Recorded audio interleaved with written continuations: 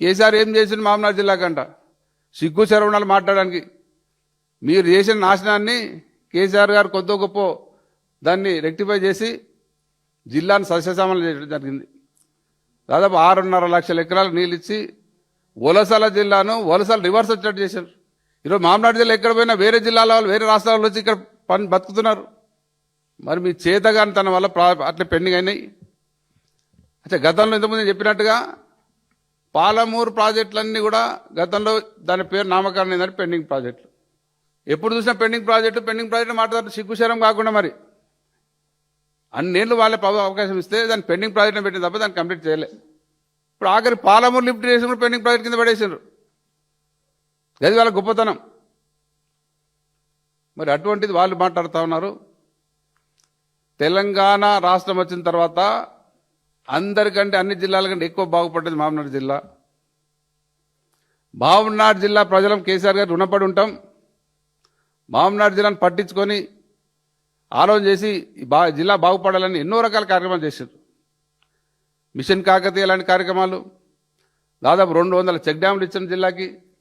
ఇవన్నిటితోని మొత్తం జిల్లా అంతా సస్యశ్యామలం అయింది.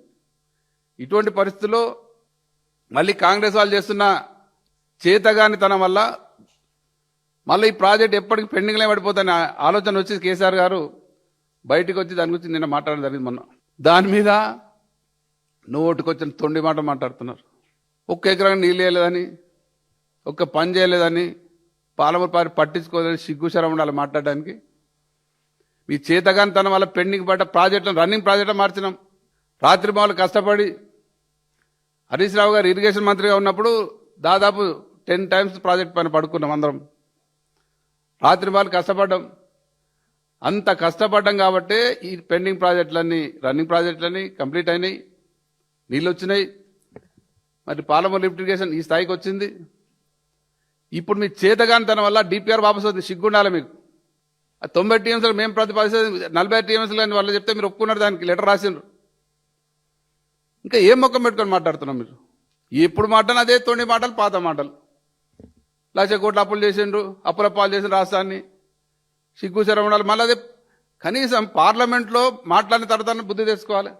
పార్లమెంట్లో క్లియర్గా 9.5 సంవత్సరాల్లో 2,80,00,000 మాత్రమే అప్పు చేసింది రాష్ట్ర ప్రభుత్వం, తెలంగాణ టీఆర్ఎస్ ప్రభుత్వాన్ని పార్లమెంట్ క్లియర్ చెప్పిన తర్వాత మళ్ళీ అదే పాత మాట మాట్లాడతారు.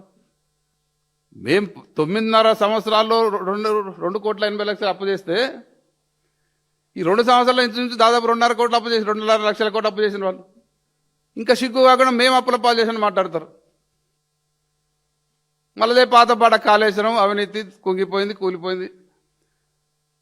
కాళేశ్వరం కుంగిపోలేదు, కూల్చివేయబడ్డది. బ్లాస్టింగ్ జరిగింది, అక్కడ కుట్ర జరిగింది. ఆ రోజే అక్కడున్న ఇరిగేషన్ డిపార్ట్మెంట్ వాళ్ళు పెద్ద శబ్దంతో అదేదో జరిగింది అని పోలీస్ స్టేషన్లో కేసు నమోదు చేయడం జరిగింది, కేసు పెట్టడం జరిగింది, ఎఫ్ఐఆర్ అయింది. కానీ అప్పుడే అక్టోబర్ నెలలో జరిగింది అది. కాబట్టి వెంబడే ఎలక్షన్ కోడ్ రావడం, నోటిఫికేషన్ రావడం, అప్పుడు మా ప్రభుత్వం ఏం చేయలేకపోయింది. తప్పకుండా వచ్చే ప్రభుత్వం మాదే.